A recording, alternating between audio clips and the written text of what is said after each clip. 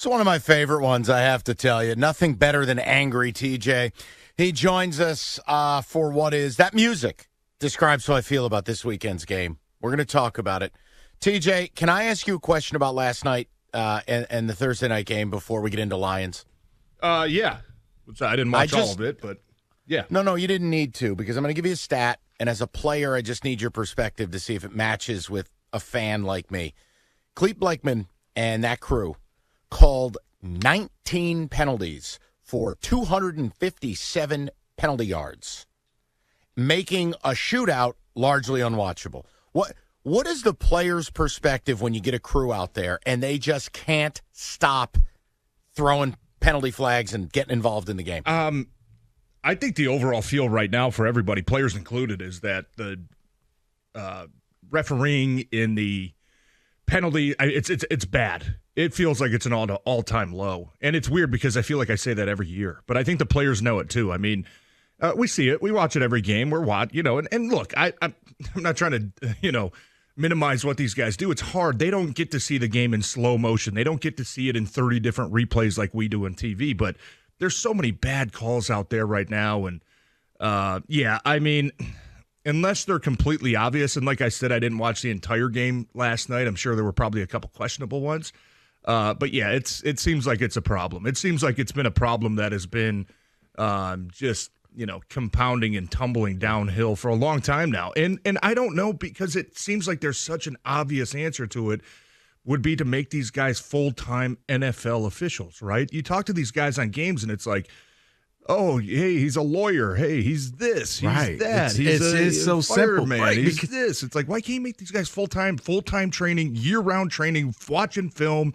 You know what I mean? You're nailing it. Seems like it's so easy to fix. Because guess what you do Monday through Friday? You're in the film room. You're looking at your calls. Here's your good call, TJ. TJ, you want to explain to me what that call was supposed to be? Yeah, try not to make that mistake again. Just like a player, Monday through Friday, if they're full-time refs, you can reevaluate and you can go over calls and you can get better and better as the season goes. I'm with you. Poor Seattle. Like, how many freaking touchdowns are they going to score before the end of the half? I had the volume down. I'm like, they scored. Wait, they scored again. Wait, did they go for two? Wait, that's another score. Okay, wow. On the third try, they get a touchdown, but it's like, yeah, it's bad. Yeah, and I don't want to slow the game down to just a halting stop, but I think every call needs to be reviewed from a different crew, whether at the game or in the booth or watching TV, and it would be very easy. They throw a flag, they think they see something, they huddle up after 80% of the flags anyways. Why not have somebody call and say, guys, that's a bad flag, pick it up. I think they do that a little bit right now in some of the big calls, right? Is he inbound out? Was it an interception? Was it a catch? They do that. Right.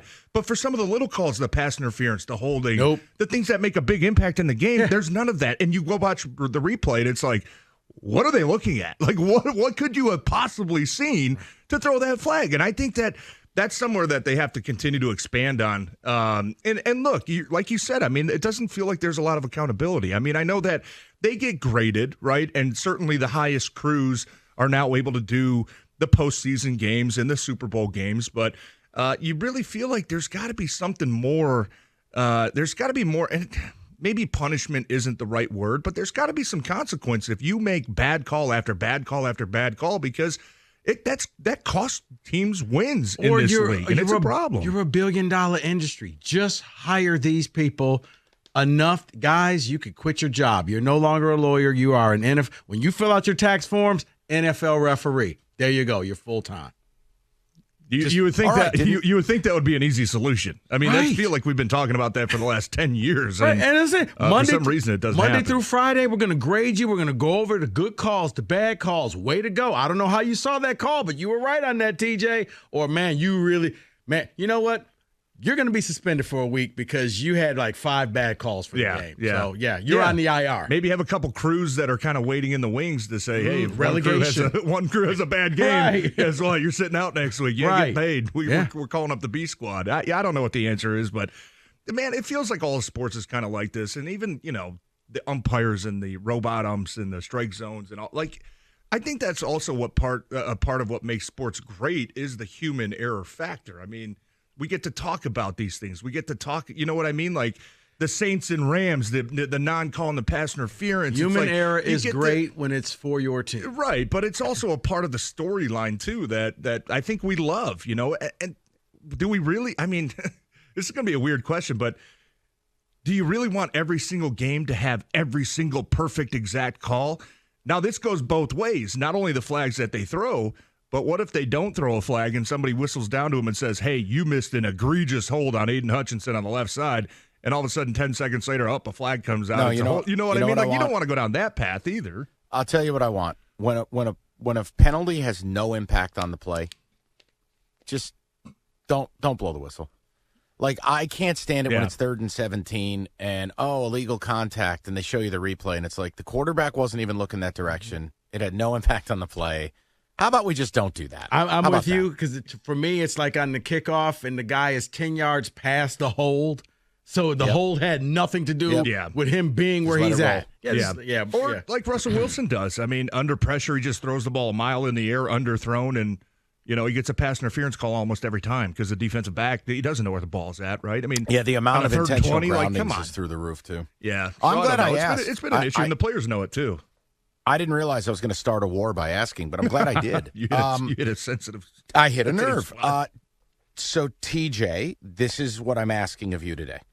You need to comfort the city of Detroit. You need to comfort Rico, myself, David, Kenny. Uh-oh. You need to talk us through this. I am concerned about this weekend's game, and I'm concerned about our football team, and here's why. I'm going to give you 3 levels of concern. One is it's a speed bump.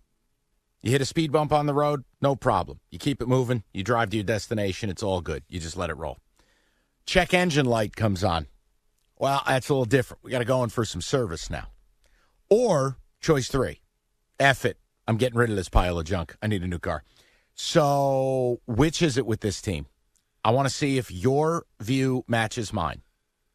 I think they've hit a speed bump. I don't think there's any need for panic. I think after this 4-day weekend, after Thanksgiving, you had time to kind of digest the last couple games. You said certainly didn't play good. Lucky you're 1-1 coming out of that stretch.